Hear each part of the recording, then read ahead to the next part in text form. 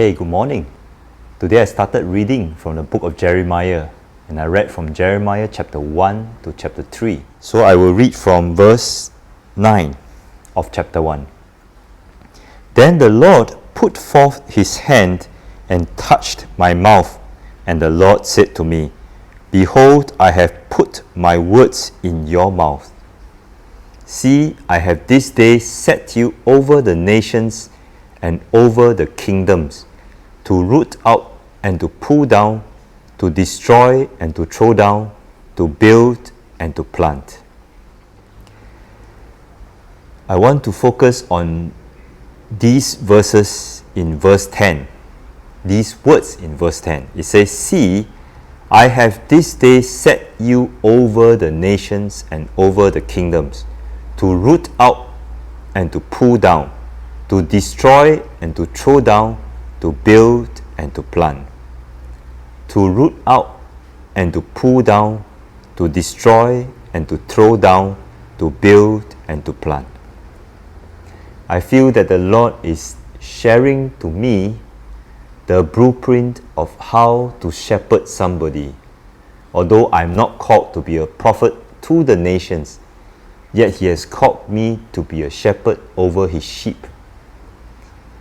And we walk many journeys with our sheep, our youths, our leaders. And oftentimes, I do not know what to do, how to begin even to minister to our youths, to people who are in trouble. But here, I feel the Lord is showing me a blueprint. And this is something fresh which I got today.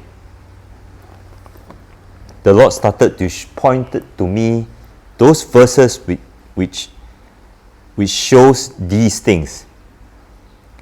To root out is to root out the roots of bitterness. In Hebrews 12:15 it says, Looking carefully, lest anyone fall short of the grace of God, lest any root of bitterness springing up cause trouble, and by this many become defiled. Looking carefully lest anyone fall short of the grace of God, lest any root of bitterness spring up cause trouble, and by this many become defiled. The root of bitterness is the cause of a lot of our behavioral problems. Our behavior is not because it starts from our wrong believing. Like my pastor always says, right believing produces right living. So it is the wrong belief, the roots of bitterness inside of us. It could be unforgiveness, it could be jealousy, it could be envy, it could be anger, it could be any of these negative, toxic roots that is in us that we have allowed to fester in our soul, that prevents us from living the abundant life. These roots must first be identified and put out, uprooted, removed from the person's soul. Thereafter, we are called to pull down. This is the verse that the Lord gave me regarding pull down. 2 Corinthians chapter 10 verse 4 to 5. For the weapons of our warfare are not carnal, but mighty in God, for pulling down strongholds, casting down arguments, and every high thing that exalts itself against the knowledge of God, bringing every thought into captivity to the obedience of Christ. After we root out the roots of bitterness, we then pull down the strongholds in the mind. This is talking about the mind now. The wrong beliefs, the wrong thoughts, the strongholds. Many people identify themselves with their bitterness. They identify themselves with their behavior. They say, I'm angry. I'm like that one. The way the Singaporeans say, I'm like that one. They identify themselves with the stronghold and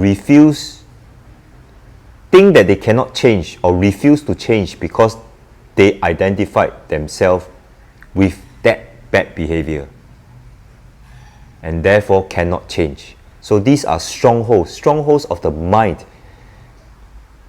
keeping the person captive. So we are called to pull down these strongholds. How do we do that? The weapons of our warfare are not carnal. Why? We have the spiritual gifts, the gifts given by the Holy Spirit, the power of Jesus and the authority of Jesus given to us. Remember how Jeremiah once, the verse 9 started, the Lord touched our mouth and give us the words. These are the words of power that we can speak into our sheep to pull down those strongholds. And then the next two are also tied to this verse, to destroy and throw down. Pull down, destroy, throw down. Pull down, destroy, pull down, and throw down. Throw down is related to casting down arguments and every high thing that exalts itself against the knowledge of God. Wrong believing. Things that we believe about God that is wrong. Things that we believe, that belief system of the world that we have adopted into ourselves that is against the knowledge of God. Like what I shared previously, we talked about the narratives of the world. They say the good die young. That's a lie. That's a lie against the knowledge of God, because the knowledge of God, the wisdom of God says that if you have wisdom, the Lord will add to you length of days and years to your life. That's the goodness of God. To be righteous in God, the righteous shall flourish. The righteous shall grow up and have long life.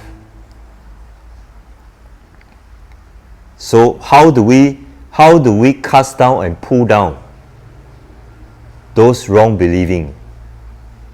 By doing this, by bringing every thought into captivity to the obedience of Christ. What has Christ's obedience already achieved for us at the cross? We make big the finished work of Christ and the truth of Jesus Christ in the person's life. This is the way to pull down, cast down, and destroy those strongholds and the wrong believing. That's how we do it. And lastly, we build and we plant. How do we build and plant? The Lord showed me Jude chapter 1 verse 20. But you building yourselves up on your most holy faith, praying in the Holy Spirit. How do we build up? Praying in the Holy Spirit, praying in tongues often, to build up our faith, to build us up right after we have torn down and destroyed the stronghold. Thereafter, the last one is to be planted. Psalms 92 verse 12 to 14. The righteous shall flourish like a palm tree. He shall grow like a cedar in Lebanon. Those who are planted in the house of the Lord shall flourish in the courts of our God. They shall bear fruit in old age. They shall be fresh and flourishing. This is the blueprint given by the Lord for me to minister to my sheep, for you to minister to your sheep, and to realize that the Lord wants us well. How to get well?